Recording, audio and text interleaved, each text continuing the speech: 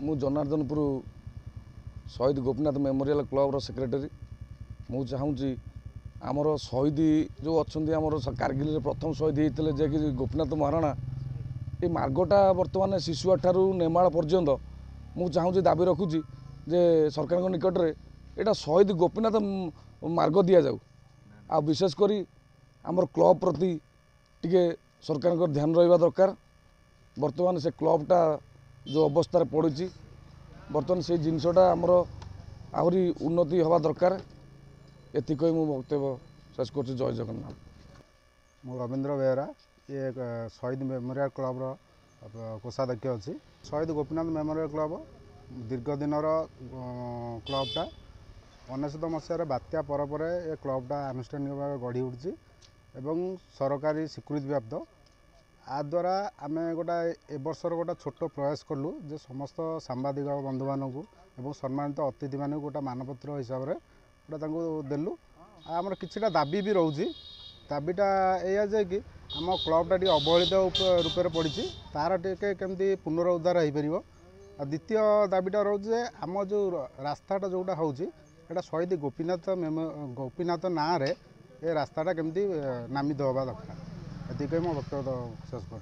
जय जय। श्रीराम प्रसाद पांडे सरकारी होमिओपैथी चिकित्सालय जनार्दनपुर शहीद गोपीनाथ मेमोरियल क्लब पक्ष संबर्धना उत्सव आयोजित करा पवित्र साधारणतन्त्र दिवस रे शहीद गोपीनाथ महाराणा आत्मार सद्गति कामना करी तांकर ए जो गोपीनाथ मेमोरियल क्लब रो उन्नति कामना करूँगी। यह एक उत्तम प्रचेष्टा जे आम तांकर अतुलनीय बलिदान को स्मृति रखिपारे तेणु एतिक। जय हिंद। जय जगन्नाथ।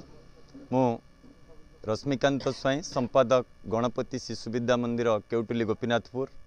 आज पवित्र साधारणतंत्र दिवस रे शहीद गोपीनाथ महाराणा मेमोरियल क्लब तरफ जो संबर्धनार कार्यक्रम आरंभ करा जायथिला से परिप्रेक्षी रे अनुष्ठान समस्त सभ्य मानक अशेष अशेष धन्यवाद ज्ञापन करुछि। यह अनुष्ठान केवल संबर्धना बा पूज्य पूजार कार्यक्रम केवल करे नाही ए अंचल पई अनेक उन्नतिमूलक कार्यक्रम करिया पई सदा सर्वदा चेष्टित।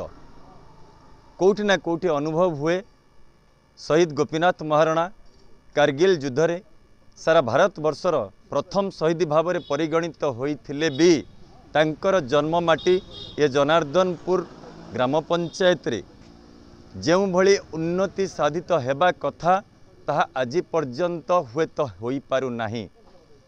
प्रशासन अवहेला हो बा आम मानकर दाबी रे केउठी ना केउठी हुए तो आमे टिके पछई रही जाइछे। तेणु आपण मानक भली सांबादिक बंधु मानक जरिया रे मान्यवर मुख्यमंत्री एवं ओडिशा सरकार निकट में आमे निवेदन रखुचु कारगिल प्रथम शहीद गोपीनाथ महाराणा जन्म माटी जहाँ कटक जिलार ये जनार्दनपुर माटी ये महानदी चित्रोत्पलार ये दोआब अंचल जो भली कटक जिलार उन्नति हवा कथा एवं ये कटक जिलार ये माटीर उन्नति हवा कथा ताहा आमे आपणक जरिया तांको निकट में प्रेरण करुछु। विशेषकर ये अंचल एक कृषि प्रधान अंचल। ये कृषि प्रधान अंचल जलर जो जलसेचन सुविधा दरकार पड़ुछि एठी अभावी चाषी मानकर जो भली भाव में चाषर उन्नतिर दरकार पड़ुछि ताहाकु मध्य ए अनुष्ठान बा शहीद मेमोरियल ट्रस्ट तरफ आमे दाबी रखुछु सरकार निकट में गमनागमन जेतिकी भी सुविधा होइछि ताठारु यथेष्ट सुविधा और आवश्यकता मन हुए। तेणु आपण मानक जरिया रे आमे सरकार निकट निवेदन रखिबु यथा संभव ये शहीद गोपीनाथ मेमोरियल क्लब रो प्रचेष्टा रे अनुरोध रे ए माटीर उन्नति करिया पई आमे सरकार निकट रे दाबी रखुछु। जय जगन्नाथ। विनय कुमार दास सांबादिक समाज कौन कहे आज जो संबर्धना उत्सव